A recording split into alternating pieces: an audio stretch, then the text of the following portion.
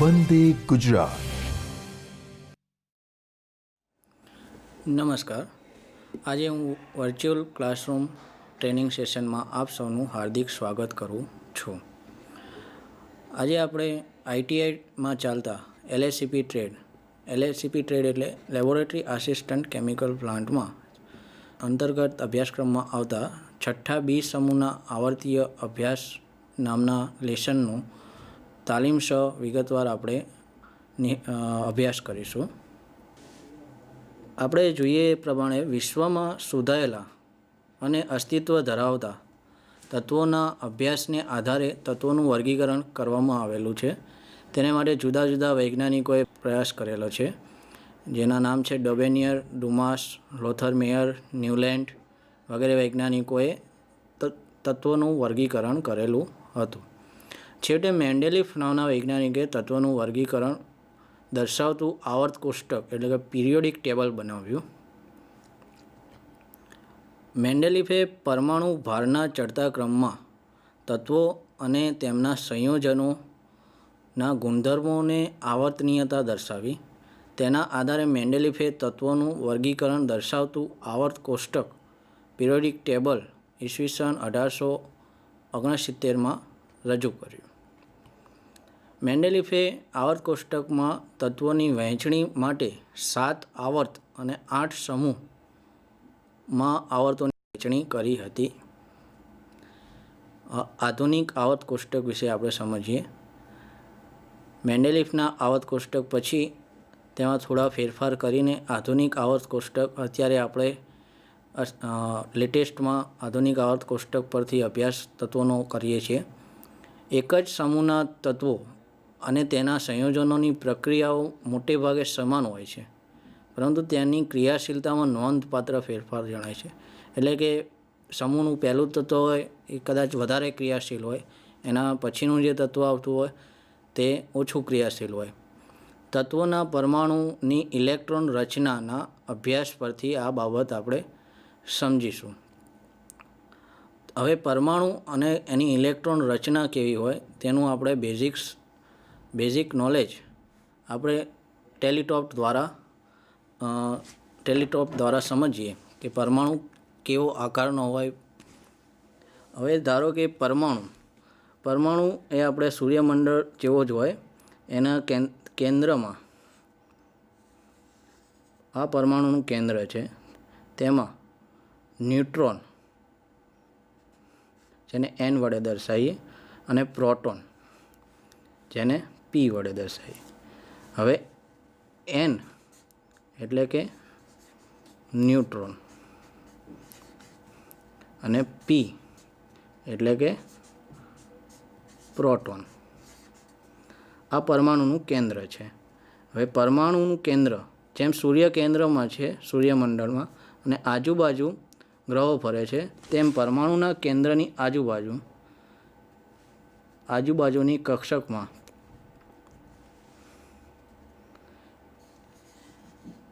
અમુક જગ્યાએ ઇલેક્ટ્રોન ફરતા હોય છે, જેને આપણે E વડે દર્શાવીશું. હવે E એટલે ઇલેક્ટ્રોન. આવું પરમાણુનું બેઝિક સ્ટ્રક્ચર છે, જેને આપણે સમજીએ તો કેન્દ્રમાં ન્યુટ્રોન અને પ્રોટોન 2 કણો રહેલા છે અને તેની આજુબાજુ ઇલેક્ટ્રોન જેમ આપણે સૂર્યમંડળમાં સૂર્યની આજુબાજુ ગ્રહો ફરે તેમ પરિભ્રમણ કરતા હોય છે. જેમ જેમ પરમાણુની સંખ્યા આવર્ત કોષ્ટકમાં વધતી જાય તેમ તેમ પરમાણુનું કદ વધતું જાય છે. અને આ એક કક્ષાના હોય, જેમ જેમ પરમાણુ ક્રમાંક વધે તેમ તેમ પરમાણુની કક્ષા વધતી જાય છે અને પરમાણુનું કદ મોટું થતું જાય છે. અહીં કેન્દ્રમાં ન્યુટ્રોન અને પ્રોટોન છે. પ્રોટોન એ ધન વીજભાર ધરાવે છે. ન્યુટ્રોન એ વીજભારની દ્રષ્ટિએ તટસ્થ છે. તેથી પરમાણુનું કેન્દ્ર એ ધન વીજભાર ધરાવે છે તેમ કહી શકાય.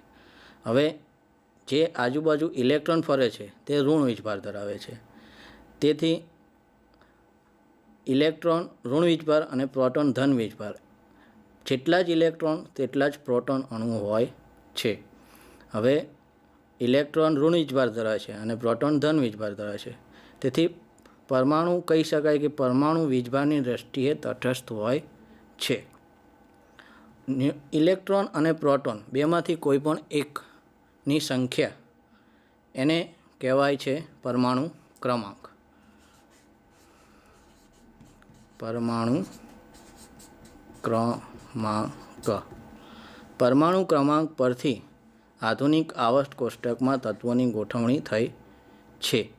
હવે પરમાણુ ભાર ઉપરથી મેન્ડેલિફે આવર્ત કોષ્ટકમાં પરમાણુ તત્વોની ગોઠવણી કરી. પરમાણુ ભાર એટલે શું? તો પ્રોટોન વત્તા ન્યુટ્રોનની સંખ્યા, જેને આપણે ઝેડ વડે દર્શાવીએ, તેને કહેવાય છે પરમાણુ ભાર. ઝેડને પરમાણુ ભાર વડે દર્શાવીએ છીએ. મેન્ડેલિફે તે જમાનામાં પરમાણુ ભારની બેઝિક લઈને તત્વોની ગોઠવણી કરી હતી અને આધુનિક આવર્ત કોષ્ટકમાં પરમાણુ ક્રમાંકની બેઝિક લઈને તત્વોની ગોઠવણી કરેલ છે. હવે આપણે પ્રેઝન્ટેશન દ્વારા નિહાળીશું. આધુનિક આવર્ત કોષ્ટક એક જ સમૂહના તત્વો અને તેના સંયોજનોની પ્રક્રિયાઓમાં મોટે ભાગે સમાન હોય છે, પરંતુ તેની ક્રિયાશીલતા નોંધપાત્ર ફેરફાર થાય છે. હવે પરમાણુની ઇલેક્ટ્રોન રચના આપણે સમજી લીધું. આથી ઇલેક્ટ્રોન રચનાને અનુસરીને રચાયેલું વર્ગીકરણ, જેને આધુનિક આવર્ત કોષ્ટક મોડર્ન પિરિયોડિક ટેબલ તરીકે ઓળખવામાં આવે છે. આ વર્ગીકરણનો પાયાનો સિદ્ધાંત એટલે કે આવર્ત નિયમ આપણે જોઈએ તો તત્વો અને તેના સંયોજનોના ગુણધર્મો તત્વોના પરમાણુ ક્રમાંકને આધારે આવર્તનીય હોય છે.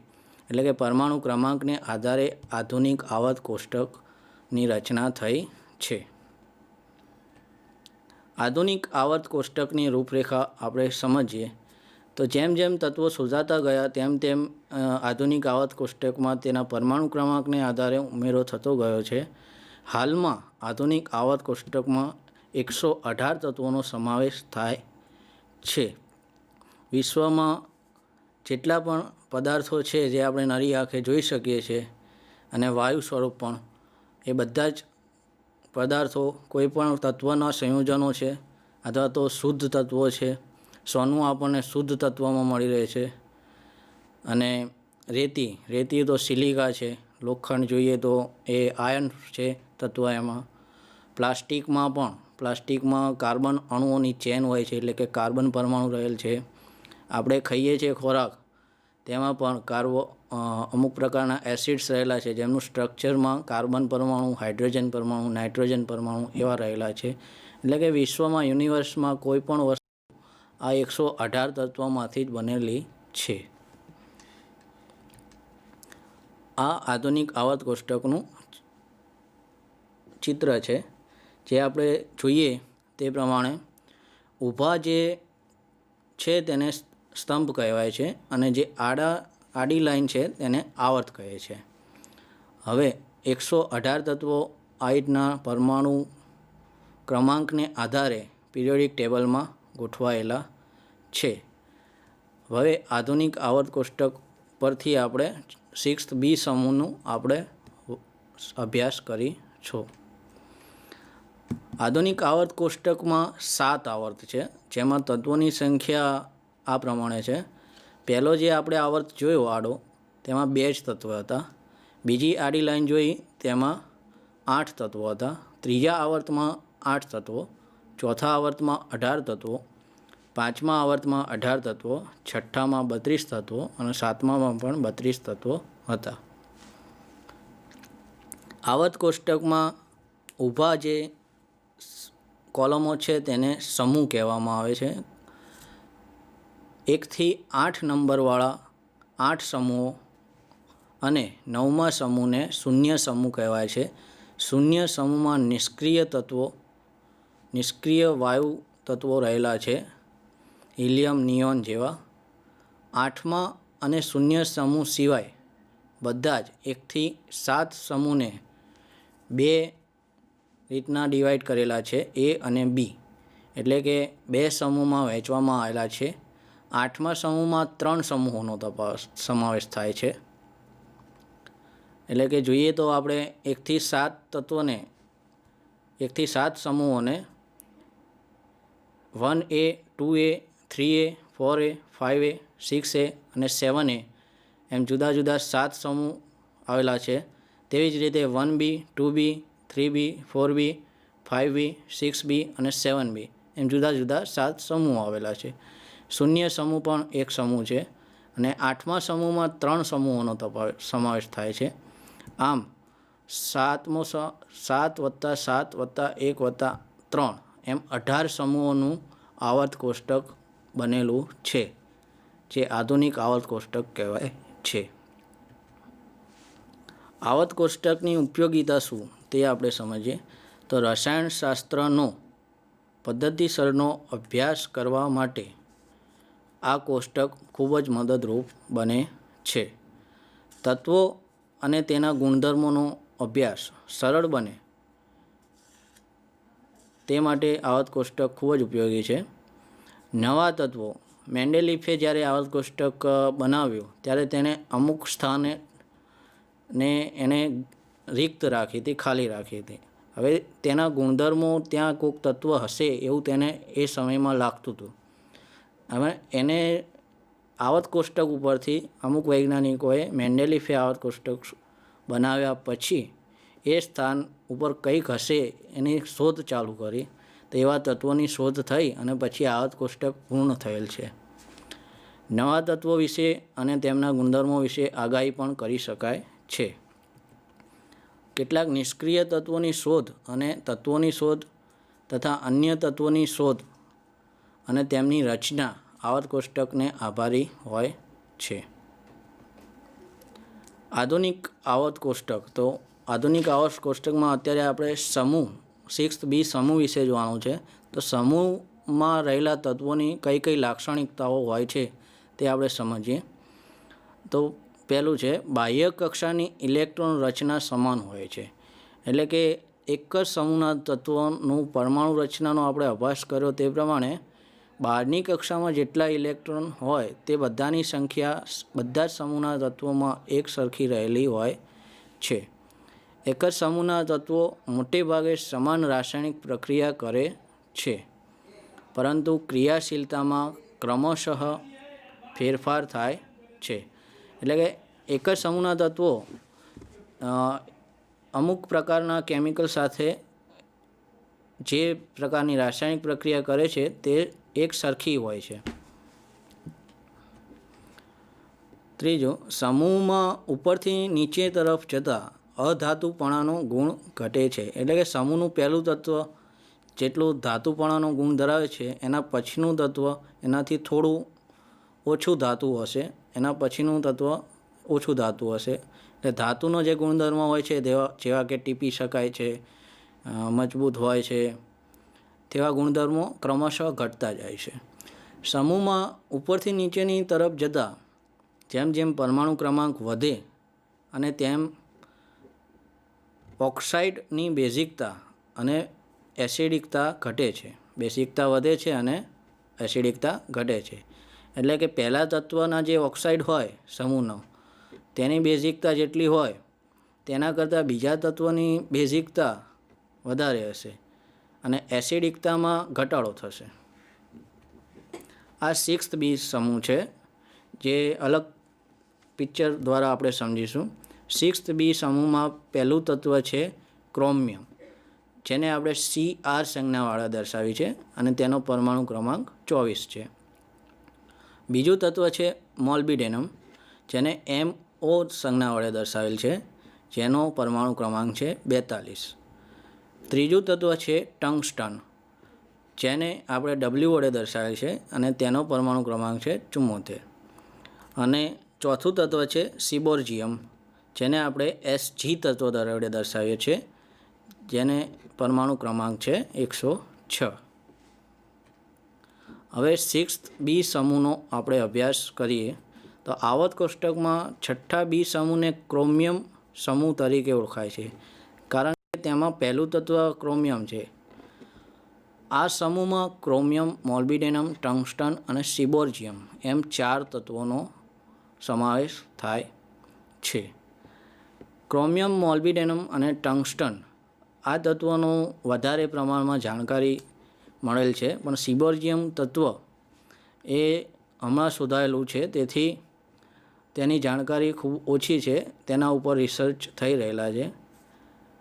આ તત્વોને સંક્રાંતિ તત્વો તરીકે પણ ઓળખવામાં આવે છે. આ કોષ્ટક પરથી આપણે થોડી જાણકારી મેળવીશું. ક્રોમિયમ, જેની સંજ્ઞા Cr છે અને તેનો પરમાણુ ક્રમાંક એટલે કે તેમાં 24 પ્રોટોન, 24 ઇલેક્ટ્રોન અને 24 ન્યુટ્રોન તેના પરમાણુમાં રહેલા છે અને તેનો પરમાણુ ક્રમાંક 24 છે. અને પરમાણુ ભાર 51.99 છે.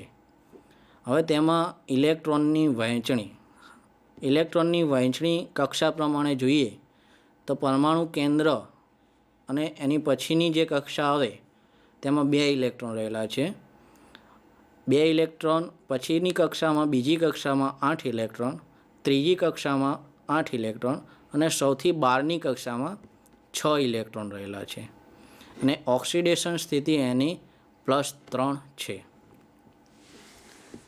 બીજું તત્વ છે મોલ્બિડેનમ, જેની સંજ્ઞા MO છે, જેનો પરમાણુ ક્રમાંક 42 છે અને પરમાણુ ભાર 95.44 છે. તેની ઇલેક્ટ્રોન રચના જોઈએ તો પહેલી કક્ષામાં 2 ઇલેક્ટ્રોન, બીજી કક્ષામાં 8 ઇલેક્ટ્રોન, તેની બહારની ત્રીજી કક્ષામાં 18 ઇલેક્ટ્રોન, પછી બહારની કક્ષામાં 8 ઇલેક્ટ્રોન અને સૌથી બહારની કક્ષામાં 6 ઇલેક્ટ્રોન છે. અને તેની ઓક્સિડેશન સ્થિતિ +6 છે. હવે ત્રીજું તત્વ જોઈએ ટંગસ્ટન, જેની સંજ્ઞા W છે. પરમાણુ ક્રમાંક તેનો 74 છે. પરમાણુ ભાર 183 જેવો છે. અને ઇલેક્ટ્રોનની વહેંચણી કક્ષા પ્રમાણે પહેલીમાં 2, બીજીમાં 8, ત્રીજીમાં 18, ચોથીમાં 32, પાંચમીમાં 8 અને છઠ્ઠી કક્ષામાં 6 ઇલેક્ટ્રોન રહેલા છે. આમ આપણે જોઈએ તો ઇલેક્ટ્રોનની વહેંચણીમાં જોઈએ તો સૌથી બહારની કક્ષાના જે ઇલેક્ટ્રોન છે, આપણે સમૂહની લાક્ષણિકતામાં જોઈ ગયા તેમ સૌથી બહારની કક્ષાના ઇલેક્ટ્રોનની સંખ્યા સમાન હોય છે, એટલે કે દરેકની બહારની કક્ષામાં 6 ઇલેક્ટ્રોન રહેલા છે. હવે સામાન્ય ગુણધર્મો આ સમૂહના તત્વોના જોઈએ તો ભૌતિક સ્થિતિ એની કેવી છે, તો તેઓ ઘણા સખત એટલે કે હાર્ડનેસ એની વધારે હોય છે. આ તત્વોની ચાંદી જેવા ચળકતા હોય છે અને ધાતુ તત્વ છે. તેમાંનો પરમાણુ ક્રમાંક જેમ જેમ વધે છે તેમ તેમ તેની ઘનતા એટલે કે ડેન્સિટી વધે છે, એટલે કે તત્વ ભારે થતું જાય છે. ઉત્કલન બિંદુ, તો જેમ જેમ પરમાણુ ક્રમાંક વધે તેમ તેમ તેમાં ઉત્કલન બિંદુમાં પણ વધારો થાય છે. ઉત્કલન બિંદુ એટલે શું? તો જ્યારે પદાર્થ પ્રવાહી સ્વરૂપમાં હોય અને પ્રવાહી સ્વરૂપમાંથી વાયુ સ્વરૂપમાં જે તાપમાને પદાર્થ બદલાય તે તાપમાનને તે પદાર્થનું ઉત્કલન બિંદુ કહેવાય છે. મિશ્ર ધાતુઓ, તો તેઓ બંધમાંથી ઉત્તમ પ્રકારની મિશ્ર ધાતુઓ બનાવી શકે છે. અમુક પ્રકારની ધાતુઓના ગુણધર્મોમાં ફેરફાર કરવા માટે તેમાં બીજી ધાતુઓ મિક્સ કરીને અલગ પ્રકારની ધાતુઓ બનાવે છે, જેને મિશ્ર ધાતુઓ કહે છે. તો આ પ્રકારના આ સમૂહના તત્વોનો મોટાભાગે ઉપયોગ મિશ્ર ધાતુઓ બનાવવા માટે થાય છે. અધાતુઓ સાથે આ બધી જ ઓક્સિજન, સલ્ફર અને નાઇટ્રોજન સાથે અનુક્રમે તેમના ઓક્સાઇડ્સ, સલ્ફાઇડ અને નાઇટ્રાઇડ જેવા સંયોજનો આ સમૂહના તત્વો બનાવે છે. ભૌતિક ગુણધર્મો આગળ જોયું તેમ પ્રમાણે એમાં બહારની કક્ષામાં ઇલેક્ટ્રોનની વહેંચણી આપણે ફરી જોઈ લઈએ કે જે 6 ઇલેક્ટ્રોનો હતા એ પ્રમાણે છે ક્રોમિયમ, મોલ્બિડેનમ, ટંગસ્ટન. ગુણધર્મો જોઈએ તો પરમાણુ ભાર, ક્રોમિયમનો પરમાણુ ભાર 51.99, મોલ્બિડેનમનો પરમાણુ ભાર 95.94, ટંગસ્ટનનો 183.95. ઘનતા જોઈએ તો સીસી એટલે કે ક્યુબિક પર સેન્ટીમીટર ક્યુબ. હવે ઘનતા જોઈએ તો ક્રોમિયમની 7.19, મોલ્બિડેનમની 10.2, ટંગસ્ટનની 19.3. ગલનબિંદુ એટલે કે મેલ્ટિંગ પોઈન્ટ, જે ટેમ્પરેચરે અથવા તો તાપમાને પદાર્થ ઘન સ્થિતિમાંથી પ્રવાહી સ્થિતિમાં જાય તે તાપમાને તે પદાર્થનું ગલનબિંદુ કહે છે. ક્રોમિયમનું ગલનબિંદુ છે 1875 ડિગ્રી સેલ્સિયસ. મોલ્બિડેનમનું ગલનબિંદુ છે 2610 સેલ્સિયસ. ટંગસ્ટનનું ગલનબિંદુ છે 3410 સેલ્સિયસ. તે જ પ્રમાણે ઉત્કલન બિંદુ જોઈએ તો ક્રોમિયમનું ઉત્કલન બિંદુ છે 2665 ડિગ્રી સેલ્સિયસ, મોલ્બિડેનમનું 5560 ડિગ્રી સેલ્સિયસ અને ટંગસ્ટનનું 5930 સેલ્સિયસ. હવે પરમાણુ કદ, આગળ જોયું તે પ્રમાણે આપણે પરમાણુ ક્રમાંક વધતા પરમાણુ કદમાં વધારો થાય છે.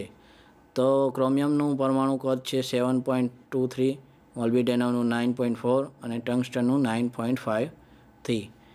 પરમાણુ કદ એટલે કે પરમાણુ ત્રિજ્યા પણ વધશે તેની. તો પરમાણુ ત્રિજ્યા છે 1.27, 1.39 અને 1.39.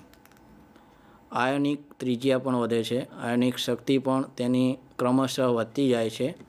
ઓક્સિડેશન સ્થિતિ આગળ જોઈ તે પ્રમાણે અને વિદ્યુત ઋણતા પણ બતાવેલ છે ક્રોમિયમ, મોલ્બિડેનમ અને ટંગસ્ટનની. હવે ક્રોમિયમના થોડા રાસાયણિક ગુણધર્મો જોઈએ. હવે બધા તત્વોના આપણે રાસાયણિક ગુણધર્મોનો અભ્યાસ કરીશું. તો ક્રોમિયમ હવા સાથે સામાન્ય તાપમાને કોઈ પણ પ્રક્રિયા કરતું નથી. સામાન્ય તાપમાન એટલે કે રૂમ ટેમ્પરેચર. રૂમ ટેમ્પરેચરે ક્રોમિયમ હવા સાથે કોઈ પ્રક્રિયા કરતું નથી.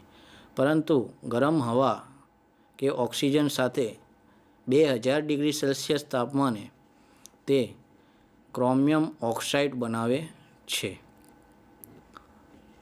હવે આ પ્રક્રિયા આપણે સમીકરણ સ્વરૂપે સમજીએ તો ક્રોમિયમના 4 અણુઓ ઓક્સિજનના 3 અણુઓ સાથે પ્રક્રિયા કરીને ક્રોમિયમ ટ્રાયોક્સાઇડના 2 અણુઓ બનાવે છે.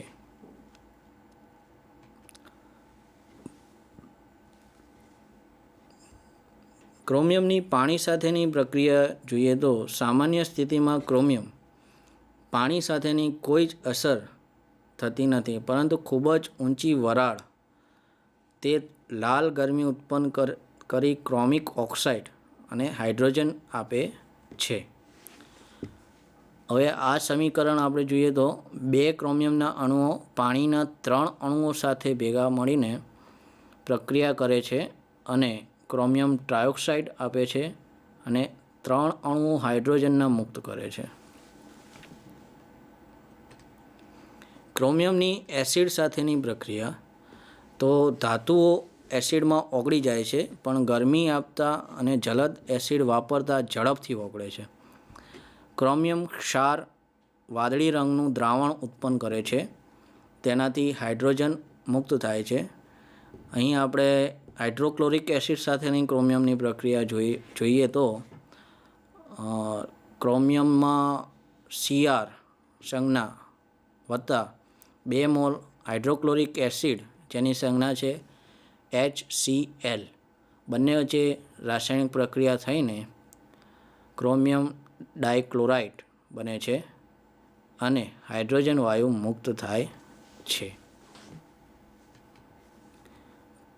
ક્રોમિયમની સાંદ્ર અને સલ્ફ્યુરિક એસિડ સાથે ઝડપથી પ્રક્રિયા કરી ક્રોમિયમ સલ્ફેટ અને સલ્ફર ડાયોક્સાઇડ આપે છે. આ સમીકરણ વડે આપણે સમજીએ તો ક્રોમિયમના 2 અણુઓ સલ્ફ્યુરિક એસિડ એટલે કે H2SO4 ના 6 અણુઓ સાથે પ્રક્રિયા કરીને ક્રોમિયમ ટ્રાયસલ્ફેટ એટલે કે Cr2SO4 થ્રાઇસ ક્રોમિયમ ટ્રાયસલ્ફેટ અને પાણીના 6 અણુઓ H2Oના 6 અણુ અને સલ્ફર ડાયોક્સાઇડ એટલે કે SO2 વાયુ એના 3 અણુઓ બનાવે છે. શુદ્ધ ક્રોમિયમ સાંદ્ર નાઇટ્રિક એસિડ સાથે પ્રક્રિયા કરતું નથી. ક્રોમિયમની હેલોજન સાથેની પ્રક્રિયા આપણે જોઈએ તો ગરમ ક્રોમિયમ જલ્દીથી ફ્લોરિન અને સૂકા ક્લોરિન વાયુ સાથે પ્રક્રિયા કરીને ક્રોમિયમ ક્લોરાઇડ બનાવે છે. એમાં ફ્લોરિન સાથેની અને ક્લોરિન સાથેની પ્રક્રિયા આપણે સમીકરણ સ્વરૂપે જોઈએ તો ક્રોમિયમના 2 અણુઓ વત્તા ફ્લોરિનના 3 અણુઓ ભેગા મળીને રાસાયણિક પ્રક્રિયા કરીને ક્રોમિયમ ટ્રાયફ્લોરાઇડના 2 અણુઓ બનાવે છે. ક્લોરિન સાથેની પ્રક્રિયા જોઈએ તો ક્રોમિયમના 2 અણુઓ ક્લોરિન ગેસના 3 અણુઓ સાથે રાસાયણિક પ્રક્રિયા કરીને ક્રોમિયમ ટ્રાયક્લોરાઇડના 2 અણુ બનાવે છે. મોલ્બિડેનમ. હવા સાથે આ ધાતુ સામાન્ય તાપમાને કોઈ પ્રક્રિયા કરતું નથી, પરંતુ 500 થી 600 ડિગ્રી સેલ્સિયસે તેને ગરમ કરતાં તેના ટ્રાયોક્સાઇડ બનાવે છે. મોલ્બિડેનમ અને ઓક્સિજન સાથેની પ્રક્રિયા આપણે સમજીએ તો મોલ્બિડેનમ ધાતુના 4 અણુઓ વત્તા ઓક્સિજન ધાતુના 3 અણુઓ ભેગા મળીને રાસાયણિક પ્રક્રિયા કરીને મોલ્બિડેનમ ટ્રાયોક્સાઇડના 2 અણુઓ બનાવે છે. મોલ્બિડેનમ ધાતુની હેલોજન સમૂહના તત્વો સાથેની પ્રક્રિયા જોઈએ તો હેલોજન સમૂહમાં ફ્લોરિન, ક્લોરિન અને બ્રોમિન ધાતુ સાથે કેવી પ્રક્રિયા કરે છે તે આપણે જોઈએ. હેલોજન સાથેના પ્રક્રિયાઓથી મોલ્બિડેનમ હેલાઇડ આપે છે. એટલે કે ધારો કે ફ્લોરિન સાથે પ્રક્રિયા કરે તો ફ્લોરાઇડ આપે, ક્લોરિન સાથે પ્રક્રિયા કરે તો ક્લોરાઇડ આપે અને બ્રોમિન સાથે પ્રક્રિયા કરે તો બ્રોમાઇડ આપે. હવે તે સમીકરણ દ્વારા સમજીએ તો મોલ્બિડેનમનો એક અણુ ફ્લોરિનના 3 અણુ સાથે સંયોજાઈને મોલ્બિડેનમ હેક્ઝાફ્લોરાઇડ બનાવે છે. અને મોલ્બિડેનમના 2 અણુઓ ક્લોરિન ગેસના 5 અણુઓ સાથે સંયોજાઈને મોલ્બિડેનમ પેન્ટાક્લોરાઇડના 2 અણુઓ બનાવે છે. મોલ્બિડેનમના 2 અણુઓ બ્રોમિનના 3 અણુઓ સાથે સંયોજાઈને મોલ્બિડેનમ ટ્રાઇબ્રોમાઇડના 2 અણુઓ આપે છે. મોલ્બિડેનમ બેઝ સાથે કોઈ પ્રક્રિયા કરતું નથી, પરંતુ તે પોટેશિયમ નાઇટ્રેટ અને સોડિયમ હાઇડ્રોક્સાઇડના મિશ્રણ દ્રાવણમાં ઓગળી જાય છે. હવે આ બધી ધાતુઓ આપણને ક્યાંથી મળી રહે તે આપણે જોઈશું. ક્રોમિયમ ધાતુ. તો ક્રોમિયમ તે મુક્ત અવસ્થામાં મળતું નથી. તે ક્રોમાઇટ નામની કાચી ધાતુ એટલે કે ખનિજમાંથી મળી આવે છે. તેનું પૃથ્વી પર પ્રમાણ 0.037% જેટલું છે. મોલ્બિડેનમ. તે મોલ્બિડેનાઇટ MoS2 જેની સંજ્ઞા છે તેવી ધાતુમાંથી મળે છે, જે ઓસ્ટ્રેલિયા અને ઓસ્ટ્રિયામાંથી મળી આવે છે. મોલિબ્ડેનેટ MoO2 અને વુલ્ફેનાઇટ PbMO4 આ ધાતુ મોલ્બિડેનમ આ 2 પ્રકારની ખનિજોમાંથી પણ મળી આવે છે. ટંગસ્ટન. તો તેની ખનિજો છે વોલ્ફેમાઇટ, સ્ફિલાઇટ, ક્યુપ્રોસ્કિલાઇટ વગેરે. વોલ્ફેમાઇટ એ લોખંડ અને મેંગેનીઝ ટંગસ્ટેટનું મિશ્રણ છે. સ્પેન, રશિયા અને યુએસમાંથી આ ખનિજ મળી આવે છે અને તેમાંથી આપણે ટંગસ્ટન ધાતુ મેળવી શકીએ છીએ. સ્ફિલાઇટ જે કેલ્શિયમ ટંગસ્ટેટ ધરાવે છે અને તે મલેશિયામાંથી મળી આવે છે. હવે આ ખનિજમાંથી આપણે ટંગસ્ટન ધાતુ મેળવી શકીએ છીએ. ક્યુપ્રોસ્કિલાઇટ કોપર ટંગસ્ટેટ પર ધરાવે છે અને તેમાં પણ ટંગસ્ટન ધાતુનું પ્રમાણ હોય છે અને તેમાંથી પણ આપણે ટંગસ્ટન ધાતુ મેળવી શકીએ છીએ. હવે ઉપયોગો વિશે આ સમૂહના તત્વો વિશે આપણે સમજીશું. ક્રોમિયમનો ઉપયોગ ક્રોમ પ્લેટિંગ મિશ્ર ધાતુઓની બનાવટમાં થાય છે. દાખલા તરીકે સ્ટેનલેસ સ્ટીલમાં અમુક પ્રમાણમાં ક્રોમિયમ ધાતુ મિશ્ર હોય છે લોખંડ સાથે. ક્રોમિયમ નામ એટલે કે ક્રોમો શબ્દ પરથી આવ્યું છે. ક્રોમો શબ્દ એક ગ્રીક ભાષાનો શબ્દ છે જેનો અર્થ ક્રોમો એટલે કે કલર થાય છે કે રંગ. આ ધાતુ એટલા માટે પ્લેટિંગ એટલે કે રંગની બનાવટમાં પણ વપરાય છે, જેને ક્રોમ પ્લેટિંગ કહેવાય છે. મોલિબ્ડેનમ તેના ફિલામેન્ટવાળા બલ્બ હોય છે. જે રીતના આપણે વીજળીના બલ્બમાં ફિલામેન્ટ જોઈએ છે તેના ફિલામેન્ટવાળા પણ બલ્બ આવે છે. વિદ્યુત અવરોધ ભઠ્ઠીના વાઇન્ડિંગમાં આ ધાતુ વપરાય છે. પ્લેટિનમ જે સૌથી મોંઘી ધાતુ છે તેના કરતાં આ ધાતુ સસ્તી છે અને અમુક ગુણધર્મો તેના સમાન છે. તેથી ઊંચા તાપમાન માપવા માટે થર્મોકપલ નામનું જે આપણે સાધન વાપરીએ છીએ તે થર્મોકપલમાં પ્લેટિનમ ધાતુની જગ્યાએ મોલિબ્ડેનમ ધાતુ પણ આપણે વાપરી શકીએ છીએ.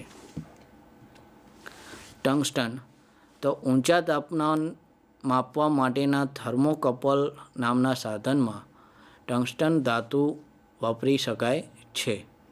આ ઉપરાંત ટંગસ્ટન ધાતુનો ઉપયોગ ફાયરપ્રૂફ કપડાં, એક્સ-રે, ફ્લોરોસેન્ટ સ્ક્રીન, ઇલેક્ટ્રિકના ભાગ, મિશ્ર ધાતુ, પોલાદ વગેરેની બનાવટમાં ટંગસ્ટન ધાતુનો ઉપયોગ થાય છે.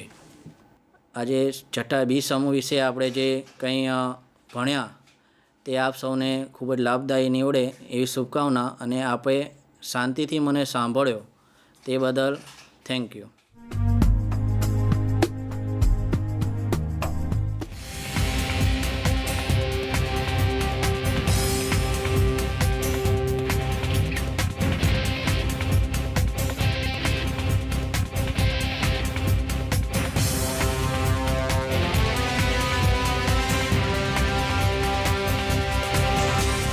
વંદે ગુજરાત.